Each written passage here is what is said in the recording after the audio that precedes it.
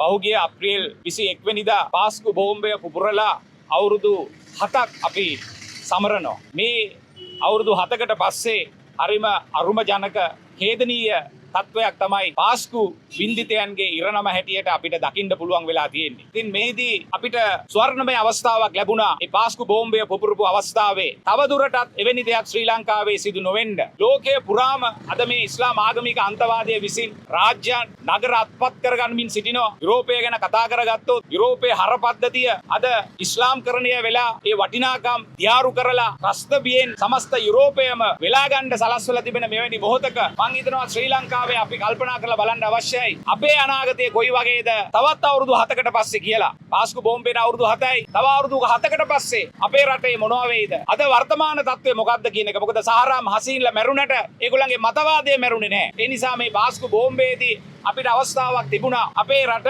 අන්තවාදයෙන් බේරා ගැනීම සඳහා දේශපාලන තීන්දුව ගන්න. එදා මෙදා තුරපත් වෙච්ච කිසිම ආණ්ඩුවක් එහෙම පැහැදිලි තීන්දුවක් ගත්තේ නැහැ. මේ ආණ්ඩුවත් කොයිතරම් දුරට ඒ සම්බන්ධයෙන් තීන්දුවක් ගන්න පුළුවන්කම කොන්දපණ තියනවද කියන සැකයත් අපිට දැන් මතුවලා තිබෙනවා. මේ ආණ්ඩුව ක්‍රියා කරන විදිහත් දැක්කම ඒ නිසා අපි මෙහිදී එක පණිවිඩයක් දෙනවා. ලෝකයේ අද බොහෝ රටවල් මේ ඉස්ලාම් අන්තවාදයෙන් බැටකාලා ඇස් ඇරලා තීන්දුව తీරන ගන්න පටන් අරන් තිබෙනවා. ඉතාලියේ බුර්කාව තහනම් කෙරුවා. ඩෙන්මාර්කේ බුර්කාව තහනම් කෙරුවා. බොහෝ යුරෝපීය රටවල් අද ඉස්ලාම් ආක්‍රමණයට හිත තියන්න පටන් අරන් තිබෙනවා. වාරණයන් ගේන්න පටන් අරන් තිබෙනවා. ලංකාව කොතනද ඉන්නේ? ලංකාව ගන්න තීන්දුව මොනවද?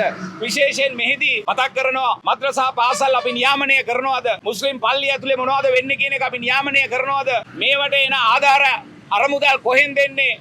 මොනවද ඒවයින් කරන්න කියන එක අපි නියාමනය කරනවද කියන එක ඒ ප්‍රශ්නේ අපි අහන්න කැමතියි. ඒ නිසා විශේෂයෙන්ම මේ රටේ සමාදානයෙන් ඉන්න කැමති මුසල්මානුවන්ට මුස්ලිම් නායකින්ට අපි ආරාධනා කරනවා මේ හඬ ඔබට විරුද්ධව නොවේ. මේ හඬ අන්තවාදයට විරුද්ධවයි. එහෙම අය සමාදානයෙන් ඉන්න කැමති අය අපිත් එක්ක එකතු වෙන්න. මතක තියාගන්න සිංහල මහා ජාතිය කියන ඒ මහා වෘක්ෂයේ සෙවණ යටතේ තමයි අවුරුදු 2000 ගාණක් සුළු ජාතීන් මේ රටේ ජීවත් වුණේ.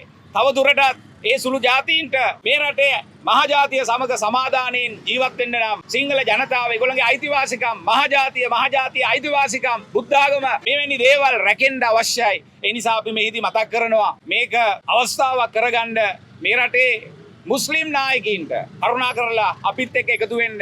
එහෙම නැතුව කොරහේ කිඹුල්ලු බලන්න එපා කියලා තවදුරටත් මේ වරද වායශීලීව සිංහල නායකින් පිට පටවලා සිංහල සමාජයේ ඇස්වහලා පොරගල් අහුලලා වෙන ඇජෙන්ඩා එකකට ඉස්සරහට යන්න හදනවා නම් මෙතන ඉන්නේ හාට ඒ අයට කරන්න බැරි වෙච්ච දේ මහ පොළොවේ පාරේ අපි පටන් ගන්නවා කියන එකත් මතක් කරන්න කැමතියි. ඒ නිසා නැවත වාරයක් අපි පණිවිඩයක් දෙනවා. මේ අපි ඇවිල්ලා ඉන්නේ අද ලොකු පණිවිඩයක් දෙන්න.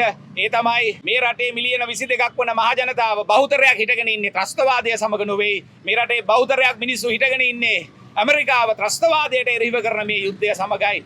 ඊශ්‍රායලයේ ත්‍රස්තවාදයට එරෙහිව කරන මේ යුද්ධය සමගයි කියලා මතක තියාගන්න.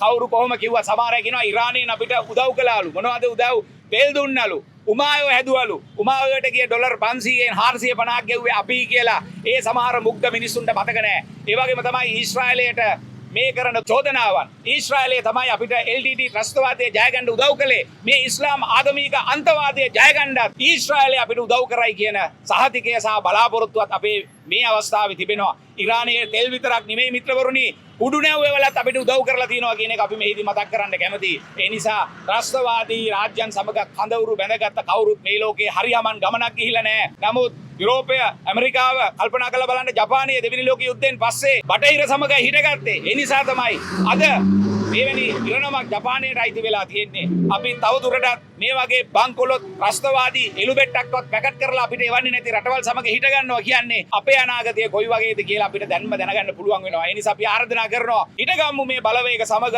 විරුද්ධ වෙමු ත්‍රස්තවාදයට, විරුද්ධ වෙමු ඉස්ලාම් ආගමික අන්තවාදයට කියන පණිවිඩය අපි දෙන්න කැමතියි. විශේෂයෙන් අවසාන වශයෙන් මේ රටේ ඉන්න මුස්ලිම් නායකයෝ කියා ගන්න අයට පුළුවන් නම් කොන්දක් තියෙනවා නම් අවංක නම් හොර එජෙන්ඩා නැත්තම් මේ හඬත් එක්ක එකතු වෙන්න කියලා ආරාධනා කරමින් මම නිහඬ වෙනවා. බොහොම ස්තුතියි.